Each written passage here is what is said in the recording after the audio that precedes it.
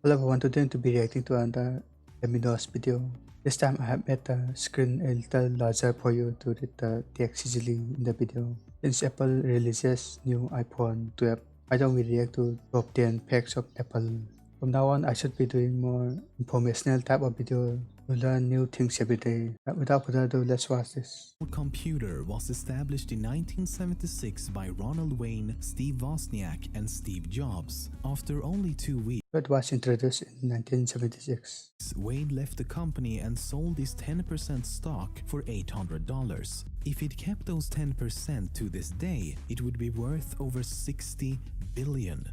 A few months after Wayne's departure, Apple released the Apple I. Steve Wozniak developed and designed both the hardware and operating system. In fact, the Apple I was the first time in history that the character displayed on a TV screen was generated by a home computer. Only a year later, Wozniak developed the Apple II, the first PC with color. In 1984, Apple launched the first History. Macintosh. In 1985, something interesting happened. A power struggle developed between Jobs and then CEO John Sculley. As a result of this, Apple's board of directors removed Jobs from his management duties, which in turn led to his resignation from the company the same year. After Jobs left, Apple would struggle financially for many years to come. Meanwhile, Jobs founded a new company called Next. Next released a couple of PCs, but most importantly, developed software like NextStep and OpenStep. These would later on serve as the building blocks for Mac OS X. Because of Next's continued growth and Apple's continued financial failures, Apple actually purchased Next in 1996. And as part of the agreement, Steve Jobs returned to Apple. Once he was back at Apple, Jobs His facial structure is changed drastically when he becomes older. and restructuring the company's product line, and products like the iMac G3, Mac OS X, iTunes, and most importantly the iPod were all released. The iPod was a major success, which in turn led to the Does iPod play video too? I can remember. company changing its name from Apple Computers Inc. to simply Apple Inc. In 2007, Apple released the iPhone and has since become the most valuable brand in the world. Almost every advertisement and all promotional material for Apple's products has the time set to 9:41 a.m. This is because on the 9th of January 2007 at 9:41 a.m., Steve Jobs unveiled the iPhone to the public. Oh, that's pretty cool they do that. They want to remember the first iPhone launch.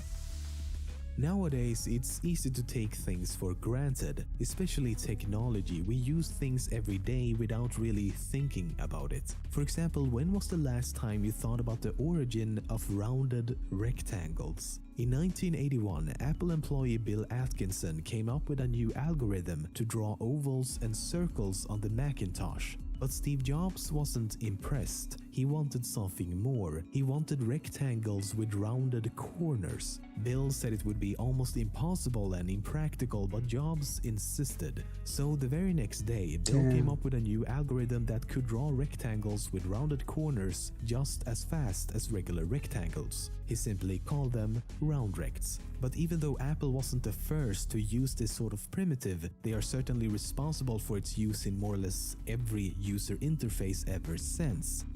So Apple company introduced rounded corner rectangle. That's pretty cool.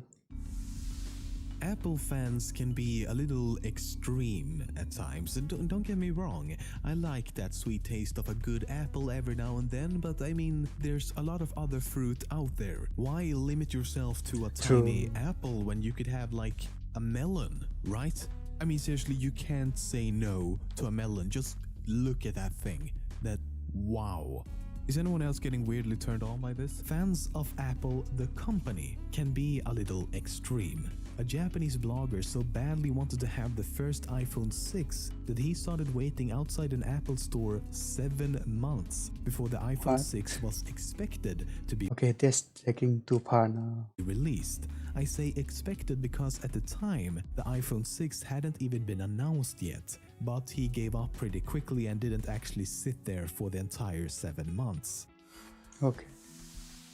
Have you ever read through an entire end-user license agreement? That's a rhetorical question, and if you said yes, you're fucking lying. There is nothing in this world we agree to faster than this wall of text. True. But if you were No one likes to read that. Terms and conditions. to read the ELA for iTunes, which I absolutely did not do, at the very end, you'll find this clause. You also agree that you will not use these products for any purposes prohibited by the United States law, including without limitation the development, design, manufacture, or production of nuclear, missiles, or chemical or biological weapons. I'm not entirely sure how that goes along with iTunes, but yeah, it's there. Well, that's In strange. case, in case you should want to spend the weekend creating biological weapons with your friends and stuff, like that kind of stuff. Yeah, that happens. We've all been there. When Apple first started releasing laptops, the logo on the back was always upside down, or the right side up depending on how you look at it. It was found that when a laptop had a logo facing away from the user when closed, like it is nowadays, people would attempt to open the laptop from the wrong side. But somewhere along the line they realized that most people aren't actually that dumb, so the logo was reversed. Okay. That was not much of a pack, but whatever. With the release of the App Store in 2008, mobile gaming has become a pretty huge hit to say the least. Still, if you're a gamer, Apple products usually aren't your first choice. No offense to any Apple fans watching this, but it's quite uncommon to see the Apple logo on new game releases. However, once upon a time, Apple actually made a video game console. It was called the Apple Pippin and was released in 1995 in Japan and the US. It was supposed to compete with Sega Saturn, Sony PlayStation and the Nintendo 64. There was only one slight problem: it failed miserably. It had a price tag of $599 Jeez. and only sold At that time, that price is very expensive at that time. around 42,000 copies. But the biggest issue was that the US version only had 18 games. There's a lot of rumors about the Apple logo and why the company is named Apple. For example, a popular misconception is that the logo is a representation of the forbidden fruit mentioned in the Bible. The truth, however, is far more unexceptional. Both Steve Jobs and Steve Wozniak have said that the name Apple was randomly chosen because of its simplicity and as they couldn't come up with a better name. At the time, personal computers were not that common, so they wanted a name that was easy to understand and not intimidating to the average person. The logo was also chosen because of its simplicity. At the very beginning though, they actually used a logo featuring Isaac Newton sitting under an apple tree, but this was changed because it would be unrecognizable in small print. When they changed the logo to the current design, they considered using a logo with or without the byte, but in the end the logo with the byte was chosen to make smaller versions indistinguishable from a cherry. Okay. Everything you say to Siri is recorded, sent to Apple, analyzed and then stored for 2 years. And don't act surprised, it's all there in that wall of text you absolutely read before clicking accept, right? I mean, you did that, right? No, but seriously, in this day and age when privacy is becoming more and more a thing of the past, it's sadly not that much of a surprise anymore. So next time you talk to your phone, know that it's someone's job to sit and listen to everything you say. Well, I think the phone calls are recorded too, so you can skip that. In 1987, Apple released a series of videos titled The Knowledge Navigator. Let's take a quick look. Knowledge Navigator. It's a pretty amazing coincidence that exactly 20 years later, Apple would unveil the iPhone with more or less the same touch technology shown in the video. But that's not why I showed you this. Let's look at it again. It's quite hard to see, but the calendar in the video says September 16th. Then he asks the personal assistant for a research paper from 5 years ago.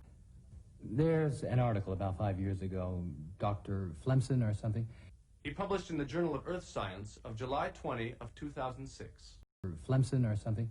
He published in the Journal of Earth Science of July 20 of 2006. Which turns out to be from 2006. That means the video is set to take place in September 2011. Now here's the thing. Siri, Apple's actual personal assistant, was released in October 2011, only a month after the date they predicted. Damn. That's pretty cool. Right, that was a pretty good video. I really enjoyed it. Apple has come a long way in developing the technology until today. Although they are a little pricey at times, they provide a good product generally. Okay, I'm gonna end the video there. Make sure to like, subscribe, and hit that bell notification so you won't miss any uploads. And I will see you in the next video. Bye bye.